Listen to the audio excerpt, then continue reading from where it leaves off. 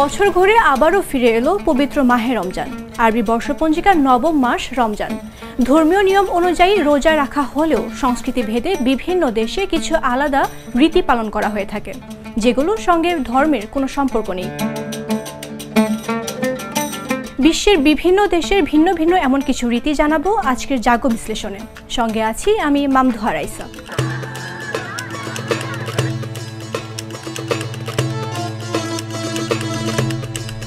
রমজানের সময় সেহরির আগে মসজিদের মাইকিং করে কিংবা কোনো কোনো এলাকায় তরুণদের হাক ডাকে মানুষজনকে জাগিয়ে তোলা বাংলাদেশে বেশ পরিচিত। জানেন কি, অনেকটা একই রকম প্রথা চালু আছে বিশ্বের আরেকটি মুসলিম প্রধান দেশ তুরস্কে। অটোম্যানদের মতো তুর্কিরা ঐতিহ্যবাহী পোশাক পরে দাভুল নামের বড় আকারের ঢোল পিটিয়ে শহর জুড়ে ঘুরে ঘুরে সেহরির জন্য মানুষকে জাগিয়ে তোলে। অনেকটা একই চর্চা আছে আলবেনিয়ার রোমা মুসলিমদের মধ্যে। ভেড়া বা ছাগলের চামড়ায় আবৃত লোদ্রা নামের ঐতিহ্যবাহী ড্রামের সঙ্গে বিশেষ গীতিনাট্য দিয়ে তারা রমজানের দিনের শুরু এবং শেষ করে।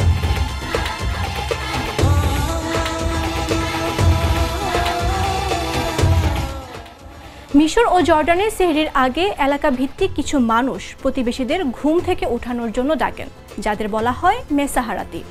ঢোলের মৃদু শব্দের সঙ্গে আশেপাশের রাস্তায় ঘুরে ঘুরে মানুষকে জাগিয়ে তোলার কাজ করেন মেসাহারাতিরা।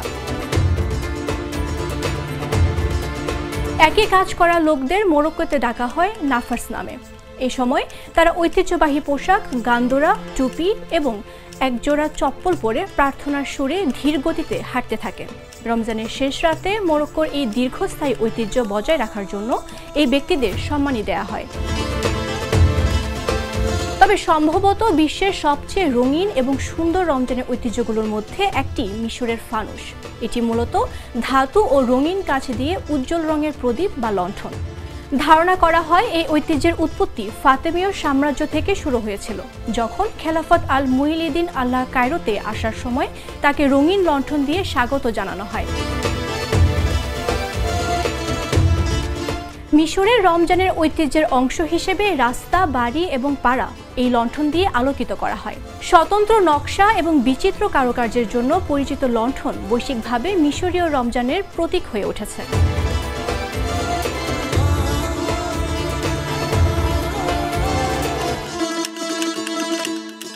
রমজানের ধর্মীয় ভাবগাম্ভীর্যের সারাদিনের সংযমের সঙ্গে ইফতারের পর হালকা মজা করায় কোনো ক্ষতি নেই বলে মনে করেন ইরাকিরা। আর তাই এ সময় তারা খেলেন দেশটির অন্যতম প্রধান একটি ঐতিহ্যবাহী খেলা মেহাবেস। একে আংটি খেলাও বলা হয়ে থাকে। 40 থেকে 250 জন খেলাটিতে অংশ নিতে পারে। এ সময় অংশগ্রহণকারীরা দুটো দলে ভাগ হয়ে যায়। পালা করে একটি দল আংটি লুকিয়ে রাখে এবং অন্য দলের সদস্যদের ধারণা করতে হয় যে আংটিটা কার কাছে আছে। বাড়ির বাইরে কেবল পুরুষরা অংশ নিল, ঘরের ভেতর নারীরাও এই খেলায় অংশ নিয়ে থাকে।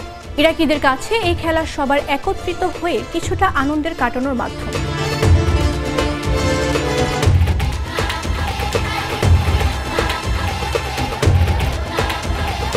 কামানের তোপধ্বনি দিয়ে ইফতারের সময় জানানো হয় লেবাননে, যা মিতফা আল ইফতার নামে পরিচিত।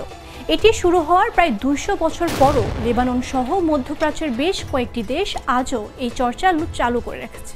কিন্তু এটি সবসময় লেবাননের রমজানের ঐতিহ্যের অংশ ছিল না। বলা হয়ে থাকে মিশর থেকে এই প্রথার উদ্ভব।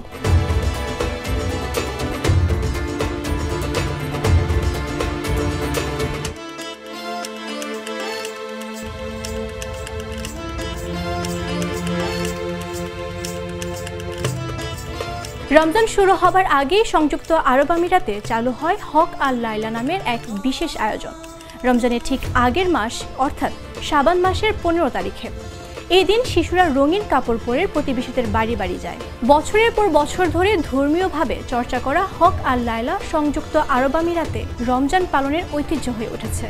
এর মূল উদ্দেশ্য হলো রমজানের গুরুত্ব সম্পর্কে সবার মধ্যে সচেতনতা ছড়িয়ে দেয়া।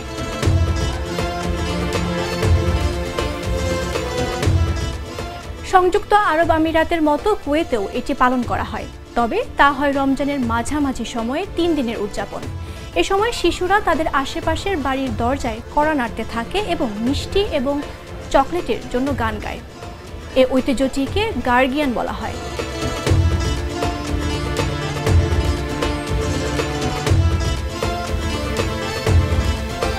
ইন্দোনেশিয়ার জাভা দ্বীপের মুসলমানদের জন্য রমজানের আগে নিজেদের শুদ্ধ করার একটি পদ্ধতি পাদুসান। এর অর্থ গোসল করা। রমজান শুরুর আগে ইন্দোনেশিয়ার মুসলমানেরা তাদের আশেপাশের প্রাকৃতিক পুকুরে গোসল করে এবং নিজেদের পরিষ্কার করে। এই সাংস্কৃতিক চর্চা রমজান মাসে বিশ্বাসীদের শুদ্ধ করে বলে মনে করেন মুসলিমরা।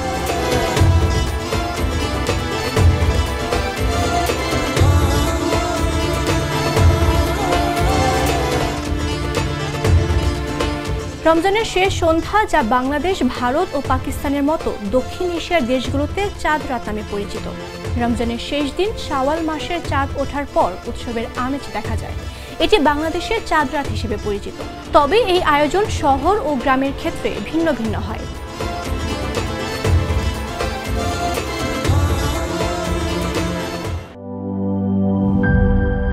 Cheer up! চলো পুরাই খুশি নতুনের সাথে তুলে নিয়ে হাতে cheer up, oh oh cheer up, oh oh cheer up. চুমুকে চুমুকে enjoy the life. চলো পুরাই খুশি তুলে নিয়ে হাতে cheer up, oh oh cheer up. চিল হবে রিফ্রেশিং মুডে। চিয়ার আপ, চলো উড়াই খুশি।